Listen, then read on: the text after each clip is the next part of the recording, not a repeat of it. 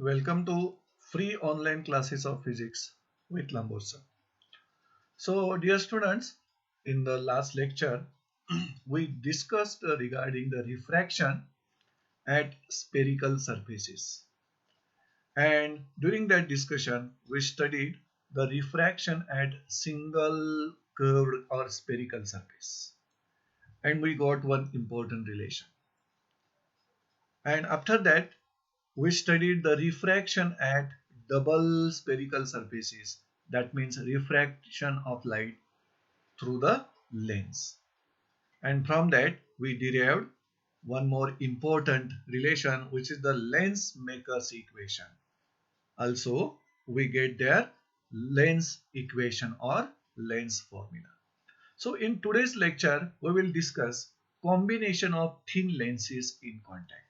We already come to know thin lenses म्हणजे ज्या लेन्सेसचा maximum thickness हा 50 टाइम्स स्मॉलर असेल all the distances regarding the lenses then that lens is called as thin lens. अशा thin लेन्सचं combination जर आपण केलं तर त्या कॉम्बिनेशनची इफेक्टिव्ह फोकल लेंथ किती असेल, इफेक्टिव्ह फोकल पॉवर किती असेल, याचे फॉर्म्युले आपण इथं रिवाइज करणार आहोत, डिस्कस करणार आहोत without any derivation. So first of all we will consider combination of thin lenses. Number of thin lenses are combined like this. We can have a number of thin lenses, large number of thin lenses in contact with each other having common principal axis. म्हणजे number of thin lenses आपण जर consider केला त्या सर्वांनाच एकमेकाच्या contact मध्ये ठेवत गेलो तर त्याचबरोबर त्या सर्वच लेन्सेसचा जो काही कॉमन ऍक्सिस आहे, प्रिन्सिपल ऍक्सिस आहे, तो कॉमन असेल. अशा कॉम्बिनेशन मध्ये या कॉम्बिनेशनची इफेक्टिव्ह फोकल लेंथ आपल्याला एका फॉर्म्युलानं मिळेल. इफेक्टिव्ह फोकल लेंथ वरून इफेक्टिव्ह फोकल पॉवर देखील आपल्याला मिळू शकते. So effective focal length of such combination की ज्या कॉम्बिनेशन मध्ये number of thin lenses in contact we have kept आणि पूर्ण कॉम्बिनेशनचा प्रिन्सिपल ऍक्सिस आहे तो कॉमन प्रिन्सिपल ऍक्सिस आहे. मग अशा combination of thin lenses kept in contact ची effective focal length is given by 1 upon f is equal to summation 1 upon fi. मग या समेशनची limits I will goes from 1 to n. म्हणजे इथं combination मध्ये ज्या थिन लेन्सेस आहेत त्यांच्या focal length 1 पासून n पर्यंत व्हेरी होऊ शकतात. So this is the effective focal length of the combination. Now we can find effective focal power of such combination. आपल्याला सर्वांनाच माहिती आहे फोकल पॉवर एखाद्या लेन्सचा म्हणजे रेसिप्रोकल ऑफ फोकल लेंथ असते. मग इथं इफेक्टिव्ह फोकल लेंथ वरून मला इफेक्टिव्ह फोकल पॉवर पी मिळेल, इथं मला पी आय मिळेल, इथं P1 मिळेल, इथं P2 मिळेल, इथं P3 मिळेल. अशा पद्धतीनं पुढच्या व्हॅल्यूज आपण लिहू शकतो. So effective focal power P equal to summation P i is equal to P1 plus P2 plus P3 plus and so on. So in this way, if there is a combination of large number of thin lenses kept in contact, then त्या कॉम्बिनेशनची effective focal length आणि effective focal power या फॉर्म्युलेनं आपण find out करू शकतो. Now we will consider combination of only two thin lenses. See here, for only two thin lenses separated in air by distance d. म्हणजे इथं आपण ज्या दोन थिन लेन्सेस घेतलेल्या आहेत they are not in contact with each other. They are separated by air by distance d. म्हणजे त्या दोन थिन लेन्सेस मधलं सेपरेशन d आहे. पण त्याचबरोबर दोन्ही लेन्सेसचा जो काय प्रिन्सिपल ऍक्सिस आहे तो मात्र कॉमन आहे. अशा कॉम्बिनेशनची इफेक्टिव्ह फोकल लेंथचा फॉर्म्युला आपण या पद्धतीनं आपल्याला मिळेल. Effective focal length of such combination having only two thin lenses which are not in contact separated by distance d. त्यावेळी इफेक्टिव्ह फोकल लेंथचा formula 1 upon f equal to 1 upon f1 plus 1 upon f2 minus d upon f1 f2. अशा वेळी effective focal power या कॉम्बिनेशनची कशी मिळू शकते पहा. Effective focal power of such combination as a reciprocal of focal length is the focal power. We will get P equal to P1 plus P2 minus D P1 P2 like that. P equal to P1 plus P2 minus D P1 P2. So these are the formulas regarding combination of thin lenses. Combination of thin lenses. In contact असेल तर तुम्ही इकडचे फॉर्म्युले effective focal length आणि effective focal पॉवरचे फॉर्म्युले refer करा. आणि जर दोनच थिन लेन्सेस घेत असाल आणि ते कॉन्टॅक्ट मध्ये ठेवलेले नाहीत, सेपरेटेड बाय डिस्टन्स डी, तर त्या कॉम्बिनेशनची इफेक्टिव्ह फोकल लेंथ आणि इफेक्टिव्ह फोकल पॉवर या फॉर्म्युलानं आपण रेफर करू शकतो. Now after that we will discuss one more important phenomena regarding the light, which is the dispersion of light, and that dispersion of light from the prism we will study later on. So next point from your syllabus is the dispersion of light and prisms. Before that, first of all, try to understand what is dispersion of light. So we know that beam of white light, it consists of 7 component colors, and that 7 component colors मधील extreme colours हे violet आणि red आहेत. ते 7 component colors आपण व्हिबजॉर या वर्डनं लिहितो. यामध्ये 7 colours येतात आणि हा अशा प्रकारचा व्हाईट लाईटचा बीम प्रिझम सारख्या मटेरियल मीडियम मधून ज्यावेळेला आपण पास करतो त्यावेळेला प्रिझम मधून हा बीम इमर्ज होत असताना 7 डिफरंट कलर्स मध्ये आपल्याला तो बीम दिसतो. मग हे जे 7 डिफरंट कलर्स मध्ये स्प्लिटिंग झालेलं आहे त्या स्प्लिटिंगलाच आपण डिस्पर्शन म्हणायचं लाईटचं. त्यामुळं dispersion of light can be defined like this: the splitting of white light into its constituent colours किंवा कॉम्पोनंट कलर्स म्हणू शकतो, is called dispersion of light. आणि प्रिझम कडून फार चांगल्या पद्धतीचं ऑब्झर्वेबल त्याचबरोबर अप्रिसिएबल डिस्पर्शन होऊ शकतं. आता या डिस्पर्शन ऑफ लाईटचे 2 टाइप्स आहेत. 2 types of dispersions are there. First one is the angular dispersion and second type is the lateral dispersion. So first of all, we will discuss about the angular dispersion, but due to single surface. See here, angular dispersion at a single surface. एका surface मुळे होणारं angular dispersion आपण इथे discuss करू. आता angular dispersion म्हणजे नेमकं काय आहे आपल्याला माहिती आहे. बीम ऑफ व्हाईट लाईट ज्यावेळेला आपण प्रिझम मधून पास करू त्यावेळेला प्रिझम मधून जो इमर्जंट बीम आहे त्या इमर्जंट बीम मध्ये तुम्हाला 7 डिफरंट कलरचे रेज दिसतील, ज्या रेज मध्ये एक्स्ट्रीम कलर्स हे व्हायलेट आणि रेड असणार. मग या व्हायलेट आणि रेड कलर मधील जो अँगल आहे, अँग्युलर सेपरेशन आहे, ह्या अँग्युलर सेपरेशनलाच अँग्युलर डिस्पर्शन असं म्हणायचं. त्यामुळे अँग्युलर डिस्पर्शनची डेफिनेशन या पद्धतीने समजावून घ्यायला पाहिजे. In case of white light, the angular separation between 2 extreme colors, मग 2 extreme colors कोणते? Violet आणि red, in the dispersed beam of light is called angular dispersion. म्हणजे व्हाईट लाईटच्या बाबतीत angular separation between the 2 extreme colors, dispersed beam मधील 2 extreme colors जे आहेत violet आणि रेड यांच्यामधलं अँग्युलर सेपरेशन म्हणजेच angular dispersion.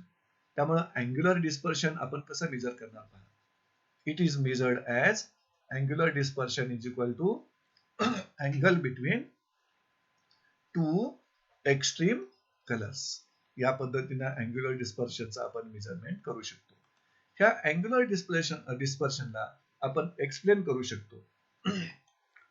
So explanation for angular dispersion. To explain this, first of all, we know that beam of white light consists of rays of 7 different colors or waves of 7 different colors. See here, white light consists of rays or waves of different colors, that is violet, indigo, blue, grey, yellow, orange, red हे 7 different colours white light मध्ये असतात आणि त्यातील extreme colours हे violet आणि red colours आहेत. आता कोणत्याही रेचा कलर जो आहे, the colour of light or the color of ray of light depends upon its frequency or wavelength. See here, the color of light depends upon frequency of that ray or wavelength of that ray.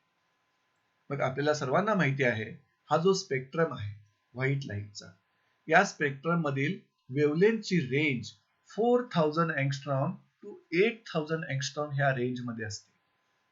यातील 4000 angstrom ही wavelength violet कलरची असते आणि 8000 angstrom ही wavelength red कलरची असते आणि बाकीच्या 5 कलरच्या wavelengths ह्या इन बिटवीन असतात 4000 टू 8000.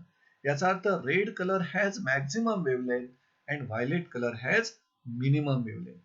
आणि आपण एक पॉइंट समजावून घेतलेला आहे, एखाद्या मटेरियल मीडियमची रिफ्रॅक्टिव्ह इंडेक्स त्या मीडियम मध्ये लाईटची जी वेवलेंथ आहे त्या वेवलेंथशी रिलेटेड आहे, इन्व्हर्सली प्रोपोर्शनल रिलेशन आहे. So refractive index of material medium depends upon frequency, no problem, or wavelength of ray in that medium. मग यातील रिफ्रॅक्टिव्ह इंडेक्स फ्रिक्वेन्सीवर डिपेंडंट कसे आहे पहा. Refractive index directly proportional to frequency of that coloured ray, while refractive index is inversely proportional to wavelength of that color.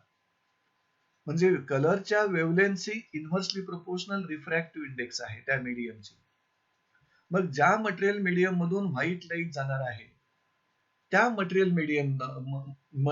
Medium कडून red कलरची जर wavelength maximum असेल तर त्याच्यासाठी रिफ्रॅक्टिव्ह इंडेक्स मिनिमम असणार आणि व्हायलेट कलरची जर वेवलेंथ मिनिमम असेल तर त्याच्यासाठीची रिफ्रॅक्टिव्ह इंडेक्स मॅक्झिमम असणार. याचाच अर्थ मटेरियल मीडियम मधून व्हाईट लाईटचा बीम जर ट्रॅव्हल होत असेल तर मटेरियल मीडियम कडून ऑफर झालेल्या रिफ्रॅक्टिव्ह इंडेक्स प्रत्येक कलर नुसार वेगळ्या वेगळ्या असणार आहेत. कारण का, ही रिफ्रॅक्टिव्ह इंडेक्स त्या कलरच्या वेवलेंथवर डिपेंड आहे. कशी? इन्व्हर्सली प्रोपोर्शनल डिपेंड आहे. आपण एक्स्ट्रीम कलरचाच विचार करायचं म्हटलं तर रेड कलरची वेवलेंथ मॅक्झिमम आहे, याचा अर्थ मटेरियल मीडियम कडून रिफ्रॅक्टिव्ह इंडेक्स रेड कलरला मिनिमम असतात आणि व्हायलेट कलरची रिफ्रॅक्टिव्ह इंडेक्स मिनिमम आहे, याचा अर्थ मटेरियल मीडियमची रिफ्रॅक्टिव्ह इंडेक्स मॅक्झिमम असणार. मग रेड कलरला मिनिमम रिफ्रॅक्टिव्ह इंडेक्स मटेरियल मीडियमची असते, म्हणूनच जे सिग्नल्स डेंजर सिग्नल्स असतात हे डेंजर सिग्नल्स खास करून आपण रेड कलर पासून बनवलेले असतात. Are you getting this? Because red कलरला मटेरियल मीडियम करून जी ऑफर झालेली आहे रिफ्रॅक्टिव्ह इंडेक्स ही सगळ्यात कमी आहे इतर कलर पेक्षा. That's why danger signals are made up of red colours.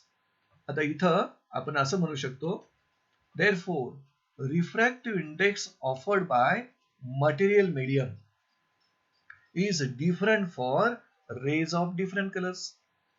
साहजिकच आहे, कारण प्रत्येक कलरची वेवलेंथ वेगळी. वेवलेंथ वेगळी म्हटल्यानंतर त्याच्यासाठी रिफ्रॅक्टिव्ह इंडेक्स ऑफर जी झालेली असेल मीडियम कडून ती देखील डिफरंट असणार.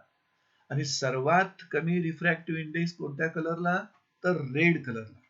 आणि सर्वात जास्त रिफ्रॅक्टिव्ह इंडेक्स कुठल्या कलरला?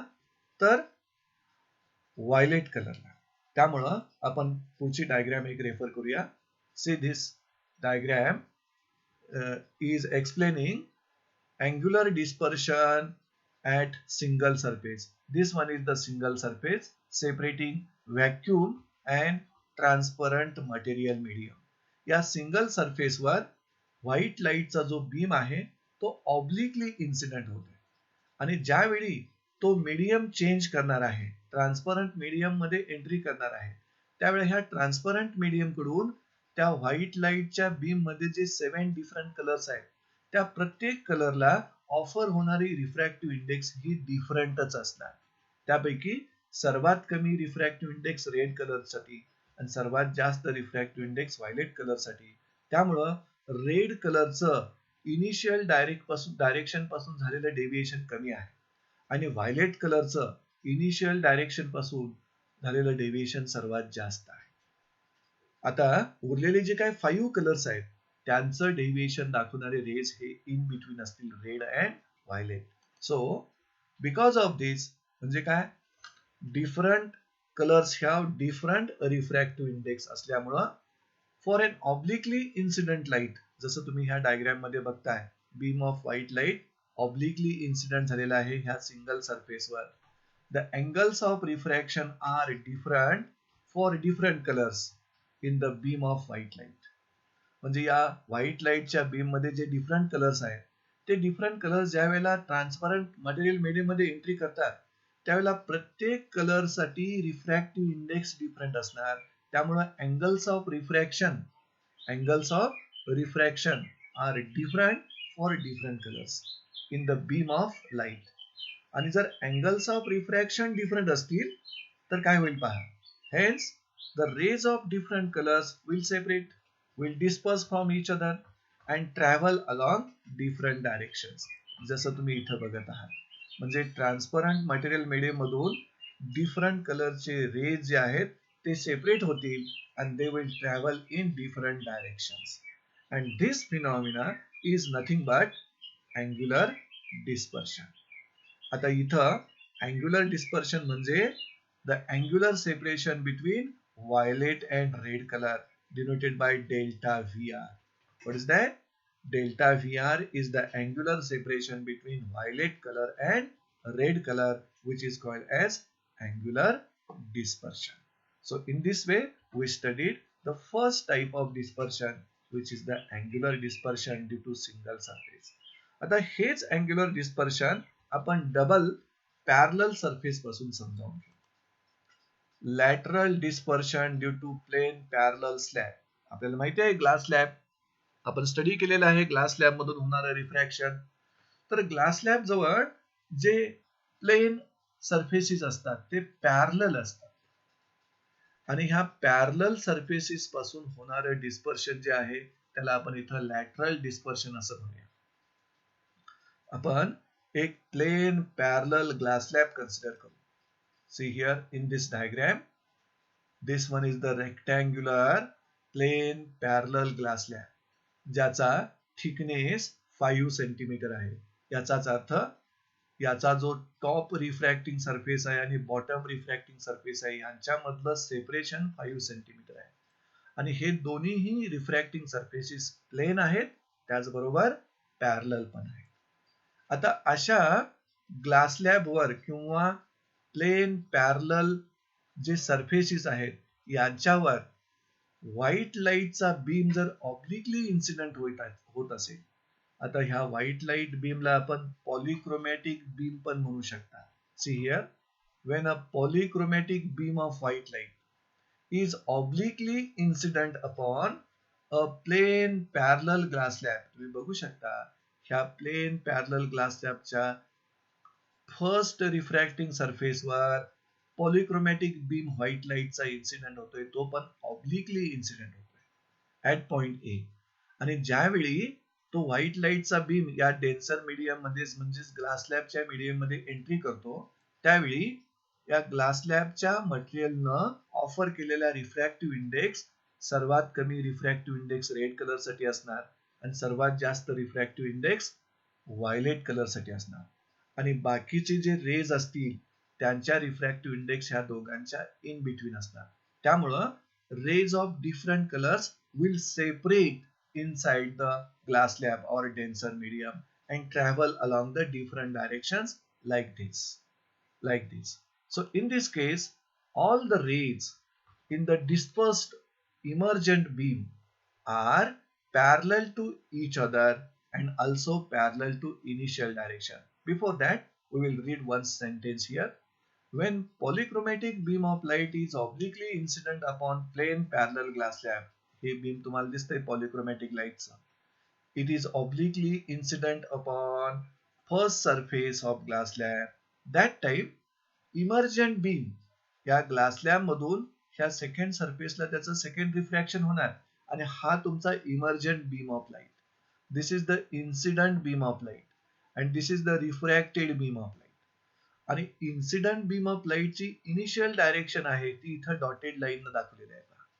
And this is the emergent beam of light. ह्या इमर्जंट बीम ऑफ लाईट मध्ये all the component colours white लाईटचे आपल्याला दिसतील with extreme colours red and white. So the emergent beam from that glass slab consists of all component colors but separated out, traveling in different directions. So in this case, या प्रकारच्या refraction मध्ये all the rays in the dispersed emergent beam, हा जो emergent beam दिसतो तुम्हाला, त्या beam मधील सगळे रेज आहेत ते डिस्पर्स्ड आहेत, सेपरेटेड आउट आहेत, but all the rays are parallel to each other. एकमेकांना प्रत्येक रे हा पॅरलल आहे. त्याचबरोबर प्रत्येक रे ह्या इमर्जंट बीम मधला पॅरलल आहे त्यांच्या इनिशियल डायरेक्शनशी पॅरलल आहे. This is nothing but lateral displacement. म्हणजे इथं काय झालं पहा, इनिशियल जो पाथ आहे पॉलिक्रोमॅटिक बीम ऑफ व्हाईट लाईटचा, तो इनिशियल पाथ तुम्हाला इथं दिसतोय हा डॉटेड लाईन. पण ग्लास स्लॅब असल्यामुळं त्या व्हाईट लाईटच्या बीमचं 2 टाइम्स रिफ्रॅक्शन झालं. पहिलं ऍट पॉइंट ए आणि दुसरं या सेकंड सरफेसवर.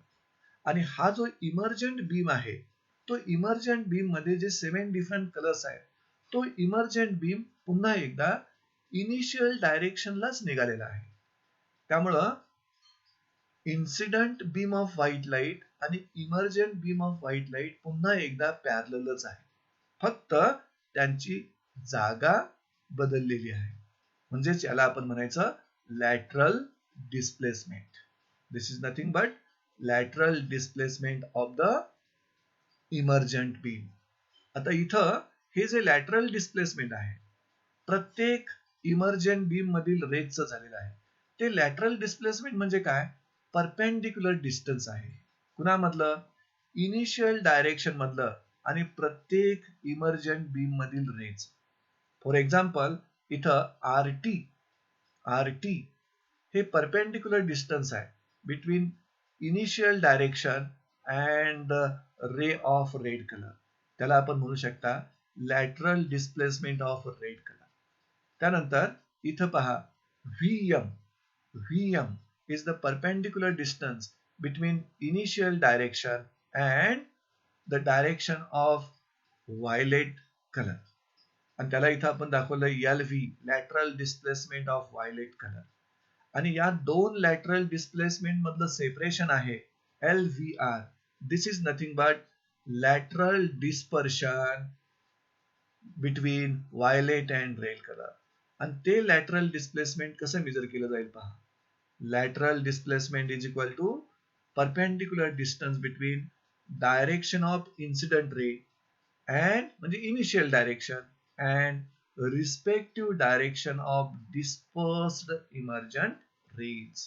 So in this way we have studied what is dispersion of light and the two types of dispersion: angular dispersion at single surface and lateral dispersion at two plane parallel surfaces, that means glass slab. Now we will compare dispersion produced by prisms and dispersion produced by two plane parallel surfaces. See here, prisms are preferred for dispersion over two parallel surfaces. म्हणजे glass slab मधून जे dispersion होतं आणि prism कडून जे dispersion होतं यापैकी प्रिझमनं produce केलेलं डिस्पर्शन हे प्रेफर्ड असतं, हे अप्रिसिएबल आहे, जे ऑब्झर्वेबल आहे. त्याचं कारण आपण इथं समजावून घेऊया. म्हणजे टू पॅरलल सरफेसेसनी प्रोड्यूस केलेलं जे काय लॅटरल डिस्पर्शन आहे it is not preferable, it is not observable. What is the reason we want to mention here? So in case of two parallel surfaces means glass slab, for dispersion to be detectable, जर ते dispersion आपल्याला detect व्हायचं असेल, observe व्हायचं असेल, बघायचं असेल, तर they must be separated over a large distance. Just we have seen glass slab ज्याचा थिकनेस 5 सेंटीमीटर होता, म्हणजे दोन पॅरलल जे सरफेसेस होते त्यांच्यामधलं सेपरेशन 5 सेंटीमीटर होतं. आता हे सेपरेशन जेवढं जास्त असेल तेवढं त्या सरफेसेस कडून प्रोड्यूस होणारं डिस्पर्शन हे डिटेक्टेबल असेल. म्हणजे in order to having the dispersion to be detectable, the surfaces must be separated over large distances. त्या प्लेन पॅरलल सरफेसेस मधलं सेपरेशन हे जेवढं जास्त असेल, जेवढं लार्ज असेल तेवढं dispersion will be detectable. In order to have appreciable and observable dispersion, म्हणजे जे डिस्पर्शन अप्रिसिएबल असेल, जे ऑब्झर्वेबल असेल, two parallel surfaces are not useful for that. म्हणजे दोन पॅरलल सरफेसेसने प्रोड्यूस केलेलं डिस्पर्शन हे ऑब्झर्वेबल असणार नाही, अप्रिसिएबल असणार नाही. मग जे डिस्पर्शन अप्रिसिएबल असेल, ऑब्झर्वेबल असेल, असं डिस्पर्शन प्रोड्यूस करण्यासाठी we are using the prisms. So in such cases we are using the prisms. And in prism there are two refracting surfaces which are inclined to each other at a certain angle. म्हणजे आपण ज्या prism use करतोय त्या prism मध्ये दोन refracting surfaces असतील, ते parallel नसतील, दोन रिफ्रॅक्टिंग सरफेसेस असतील which will be inclined at a suitable angle. So let us see the diagrams of the prism. You can see is the diagram of the prism. आणि या diagram मध्ये जर तुम्ही रेफर केलात तर या प्रिझम जवळ एकूण 5 फेसेस आहेत. You can see carefully 5 faces. त्यापैकी 3 फेसेस ह्या रेक्टँग्युलर फेसेस आहेत. पहा, रेक्टँग्युलर सरफेसेस आहेत 3. हे पहा, ए बी ई डी हा रेक्टँग्युलर झाला. त्यानंतर बी सी एफ ई हा दुसरा रेक्टँग्युलर सरफेस झाला. ए सी एफ डी हा तिसरा रेक्टँग्युलर सरफेस झाला. आणि दोन ट्रायंग्युलर सरफेसेस आहेत प्रिझम जवळ. त्यातला पहिला ए बी सी आणि दुसरा डी ई एफ असे दोन ट्रायंग्युलर सरफेसेस झाले आणि 3 रेक्टँग्युलर सरफेसेस झाले. त्यापैकी हे जे दोन रेक्टँग्युलर सरफेसेस आहेत ए बी ई डी आणि ए सी एफ डी, हे दोन रेक्टँग्युलर सरफेसेस हे रिफ्रॅक्टिंग सरफेसेस म्हणून इथं यूज होतील, की ज्यांनी एकमेकांशी सर्टन अँगल केलेला आहे. तो अँगल म्हणजे अँगल बी ए सी. आता ऍक्च्युअल 3D डायग्राम जी प्रिझमची आहे तुम्ही अशा पद्धतीने बघू शकता. इथं एकाच प्रिझमचे एकूण 3 व्ह्यूज दाखवलेले आहेत. आता यातील जो रेक्टँग्युलर फेस आपल्या साईडला इथं दिसतो पहा, फ्रंट साईडला आहे, याला तुम्ही बेस म्हणू शकता त्या प्रिझमचा. त्यानंतर रिमेनिंग दोन जे रेक्टँग्युलर सरफेसेस राहिलेले आहेत that are nothing but refracting surfaces. त्यांच्यामध्ये ते सरफेसेस इन्क्लाइन्ड आहेत with each other at an angle. त्याचबरोबर इथं तुम्हाला व्हाईट कलरची इथं लाईन दिसते पहा, ज्या लाईनवर हे रिफ्रॅक्टिंग सरफेसेस एकत्र आलेले आहेत त्याला रिफ्रॅक्टिंग एज म्हणूया आपण प्रिझमची. So this is 3D view of a glass prism. आता यानंतर आणखी एक डायग्राम आपण रेफर करूया. या डायग्राम मध्ये ऍक्च्युअली बीम ऑफ मोनोक्रोमॅटिक लाईटचं रिफ्रॅक्शन कसं होतं ते आपल्याला दाखवलेलं आहे. आणि इथं पुन्हा एकदा बीसी हा बेस आहे. त्यानंतर एबी आणि एसी हे रिफ्रॅक्टिंग सरफेसेस आहेत, फेसेस आहेत. आणि हे जे रिफ्रॅक्टिंग सरफेसेस आहेत that are making some angle with each other, you can say this angle A, which is called as the prism angle or called as a refracting angle of prism. So this is the prism looks like, and this prism produces dispersion which is appreciable and observable as compared to dispersion produced by two plane parallel surfaces. So most commonly used prisms, ज्या prisms most commonly usable आहेत that prisms have 3 rectangular surfaces forming a triangle. तुम्ही बघू शकता या प्रत्येक diagram मध्ये prism जवळ rectangular surfaces 3 आहेत आणि ह्या तिन्ही रेक्टँग्युलर सरफेसेसनी एक ट्रायंगल फॉर्म केलेला आहे.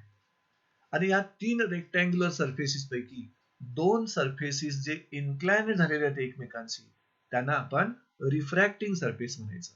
आणि जो सरफेस रिफ्रॅक्शन मध्ये भाग घेत नाही त्याला आपण बेस म्हणायचं प्रिझमचा. See here, two of which 3 rectangular surfaces आहेत ना, त्यापैकी 2 of which take part in refraction at a time. त्या 3 रेक्टँग्युलर सरफेसेस पैकी 2 रेक्टँग्युलर सरफेसेस रिफ्रॅक्शन मध्ये सहभाग घेतात, म्हणून त्यांना रिफ्रॅक्टिंग सरफेसेस म्हणायचं. The one not involved in refraction is called base of the prism. मग अशा ह्या प्रिझमचा आपल्याला स्टडी करणं गरजेचं आहे, कारण prism produces dispersion which is observable as well as appreciable than the dispersion produced by plane parallel surfaces, for example glass slab. So let us learn basic terms related to prism. First of all, we will define the prism. What is prism? A vase shaped triangular transparent block. म्हणजे transparent block आहे prism मध्ये, फक्त veg shape आहे, म्हणजे एका साइडला असा निमुळता होत निघालेला आहे. A wedge shaped triangular transparent block having 3 rectangular surfaces किंवा प्लेन्स म्हणा and 2 triangular surfaces or planes is called as a prism. आपण जस्ट ते डिस्कस केलं की प्रिझम जवळ 3 रेक्टँग्युलर सरफेसेस असणार म्हणजे प्लेन्स असणार आणि 2 ट्रायंग्युलर सरफेसेस असणार म्हणजे प्लेन्स असणार. असा wedge shaped triangular transparent block म्हणजे प्रिझम. या प्रिझमची डायग्राम पुन्हा एकदा रेफर करूया. Like that, one more 3D diagram of the prism we can refer here. And refraction of light through prism, म्हणजे प्रिझम मधून जो रे ऑफ लाईट जाईल it will suffer 2 रिफ्रॅक्शन्स like that. Now, prism is a part of transparent medium. Prism is a part of transparent medium bounded on 2 sides by plane surfaces inclined to each other. आता या प्रिझमशी related आणखी काही ज्या definitions आहेत त्या आपण refer करू. What is refracting angle of prism or prism angle म्हणजे काय? See here, the angle between 2 rectangular plane surfaces is called refracting angle of the prism. इथं तुम्ही बघू शकता, इथं जे 2 प्लेन सरफेसेस आहेत हे पहा, हे 2 प्लेन सरफेसेस इन्क्लाइन झालेले आहेत एकमेकांच्या बरोबर. मग या 2 प्लेन सरफेसेस मधला जो अँगल आहे इथं आपण रीड करूया अँगल BAC. हा अँगल जो आहे या अँगलला आपण प्रिझमचा रिफ्रॅक्टिंग अँगल म्हणूया किंवा प्रिझम अँगल म्हणूया. त्यानंतर second definition, refracting edge of the prism. मी इथं तुम्हाला डायग्राम मध्ये दाखवेन. एडी ही अशी एक लाईन आहे ज्या लाईनवर हे 2 refracting faces are meeting with each other. So what is that refracting edge? The line along which the refracting surfaces meet each other is called refracting edge of the prism. म्हणजे इथं जी line eddy आहे ह्या लाईनला आपण refracting age या प्रिझमची म्हणू शकता. त्यानंतर third, base of the prism. हे पहा, ही जी रिफ्रॅक्टिंग एज आहे त्याच्या बरोबर अपोजिटचा फेस कोणता बरं या प्रिझमचा? जो रेक्टँग्युलर असेल तर तो फेस म्हणजे BCFE. हा फेस जो आहे opposite to refracting edge is called as a base of prism. See here, a face opposite to refracting edge is called base of the prism. And the fourth definition is the principal section of the prism. प्रिझमचा principal section कुणाला म्हणायचं पहा. A section of prism which is perpendicular to its refracting edge is called principal section of the prism. इथं आपण एक section घेतलंय पहा, XYZ, जो सेक्शन रिफ्रॅक्टिंग एजला परपेंडिक्युलर आहे. म्हणजे या प्रिझमच्या जर तुम्ही स्लाइस घेतल्या की ज्या स्लाइस रिफ्रॅक्टिंग एजला परपेंडिक्युलर असतील तर त्या स्लाइस तुम्हाला ट्रायंग्युलर शेपच्या दिसतील. असा हा ट्रायंग्युलर शेपचा जो काय सेक्शन आहे त्याला तुम्ही प्रिझमचा प्रिन्सिपल सेक्शन असं म्हणायचं. So section of prism which is perpendicular to its refracting edge is called principal section of the prism, आणि तो प्रिन्सिपल सेक्शन आपल्याला ट्रायंग्युलर शेपचा दिसेल. So we have discussed in this lecture we have discussed dispersion of light and prisms, and dispersion of light are of two types: angular dispersion and lateral dispersion. Angular dispersion we have studied at single surface. Lateral dispersion we have studied two plane parallel surfaces. And finally we come to know that prisms are preferred than two plane parallel surfaces for the dispersion. So we have studied what is prism and what are the basic terms related with the prism in this lecture. So with this we are ending this lecture.